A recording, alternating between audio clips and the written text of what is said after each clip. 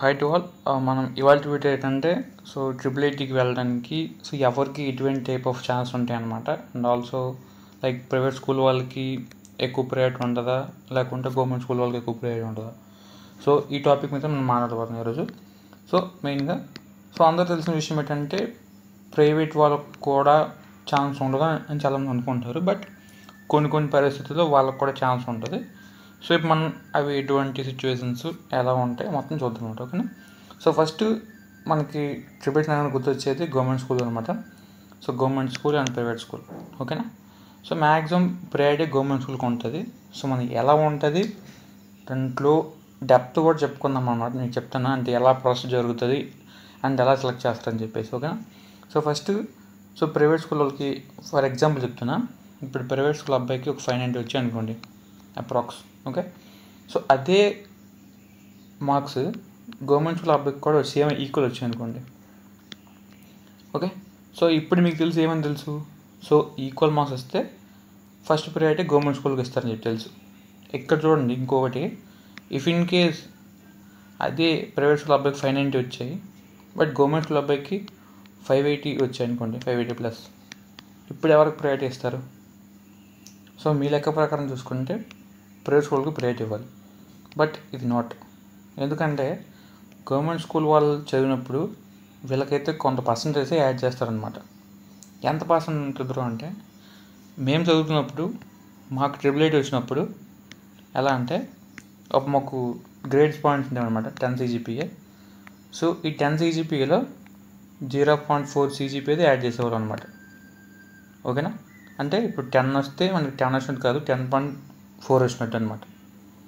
అలానే ఇక్కడ కూడా మనకి 4% ఆఫ్ మార్క్స్ యాడ్ చేస్తారనమాట. ఓకేనా? అప్రాక్సిమేట్లీ మనకి 600లో 4% మార్క్స్, కొంచెం వేరీ 20 to 25 మార్క్స్ అయితే అప్రాక్స్ యాడ్ అవుతాయి, మరి యాక్యురేట్ అని కాదు. ఎంతో కొంత మనకి ప్రైవేట్ స్కూల్తో పోల్చుకుంటే గవర్నమెంట్ స్కూల్కి కొంచెం ఎక్కువ ప్రయారిటీ, నేర్లీ 20 మార్క్స్ అయితే యాడ్ అవుతాయి అనమాట అప్రాక్స్. ఓకేనా? ఇవి తగ్గొచ్చు పెరగచ్చు అనుకుంటున్నాను అప్రాక్సిమేట్లీ. ఓకేనా? ఈ విధంగా అయితే మనకి ప్రైవేట్ స్కూల్ వాళ్ళు కొంతమంది డౌట్ వస్తుంది కదా, ఇదేంటి బ్రో నేను మండలం ఫస్ట్ వచ్చాను, మా మండలంలో నాకంటే 595+ వచ్చున్నాయి, నాకంటే తోపేవాళ్ళు లేదు నా మండలంలో.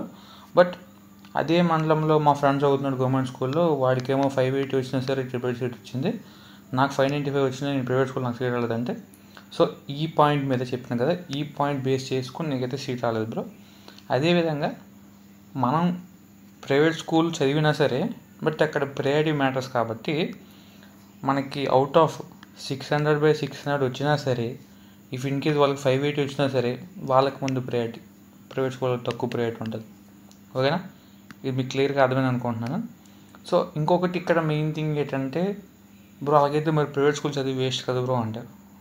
వన్ ఆఫ్ ది థింగ్ అసలు triple IT educate at AP triple IT పెట్టిన మెయిన్ పాయింట్ ఆఫ్ వ్యూ ఏంటంటే, అసలు పల్లెటూరులో కూడా చదువుకునే వాళ్ళకి IIT NIT level of education కల్పించాలని చెప్పేసి అప్పుడు స్టేట్ గవర్నమెంట్లో సీఎం అయిన వారు ఇది కనుగొన్నారు. ఓకేనా? తర్వాత ఆఫ్టర్ 2008 తర్వాత ఏమైందంటే, ఇది ఇలా పెడుతూ ఉంటే మరి ఓన్లీ గవర్నమెంట్ స్కూల్కైనా ప్రైవేట్ స్కూల్ వాళ్ళకి ఏం లేవని చెప్పేసి అప్పుడు ఒక ఇష్యూ రైజ్ అయింది.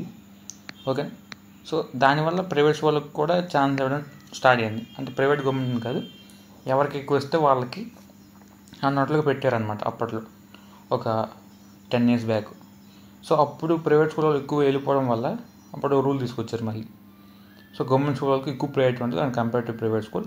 మనం ఇప్పుడున్న సిచ్యువేషన్ ప్రకారం చూసుకుంటే అప్రాక్సిమేట్లీ ఒక 2% వరకు అయితేనే ఓన్లీ మాత్రం ప్రైవేట్ స్కూల్లో ఉంటారు, మ్యాక్సిమం ఇంకెవరు ఉంటారు.